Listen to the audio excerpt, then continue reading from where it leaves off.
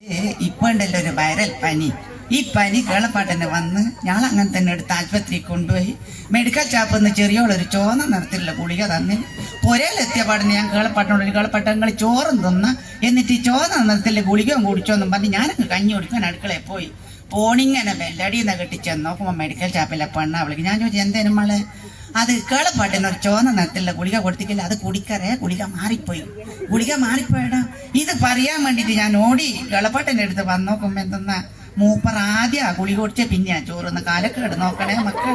മോന്തി കൊമ്പ മണിയായ നോക്കുമ്പോ കേളപ്പാട്ടിന്റെ പള്ളേന്ന് ഒരു സാധനം ഇങ്ങനെ ഉരുണ്ട് കളിക്കുക മക്കളെ. അത് പിന്നെ മെല്ലനെ നെഞ്ഞത്തുനിന്ന് ഇങ്ങനെ പരുത്ത പണ്ടത്തെ ഒരു മീൻപാച്ചലത.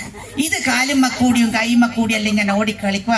എൻ്റെ 2 മക്കളാണ് സത്യം പൊലിച്ച 4 മണി വരെ ഞാൻ ഉറങ്ങിയിട്ടില്ല, കേളപ്പാട്ടൻ ഉറങ്ങിയിട്ടില്ല. എങ്ങനെയല്ലോ നേരം വെളുത്ത് ചീട്ടും ഗുളികയായിട്ട് ഞാൻ ഓടി മെഡിക്കൽ ഷാപ്പിലേക്ക്. എന്നിട്ട് പെണ്ണിനോട് ചെല്ല മളെ ഇനി എന്ത് ഗുളികയാ തന്ന്? ഞാനും കേളപ്പാട്ടനും പൊലിച്ച 4 മണി വരെ ഉറങ്ങി, എന്ത് ഗുളികയാ തന്ന്?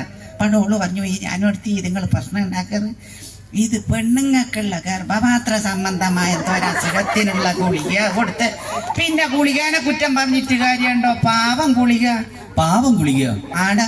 കേളപ്പാട്ടിന്റെ ഗർഭപാത്രം നോക്കി നടന്നല്ലേ ഗുളിക പോലത്തെ 4 മണി വരെ. പിന്നെ ഗുളികനെ കുറ്റം പറഞ്ഞിട്ട് കാര്യമുണ്ടോ മക്കൾ? ഇങ്ങനത്തെ ഓരോ സംഗതിയാണ് ഇങ്ങനെയുള്ള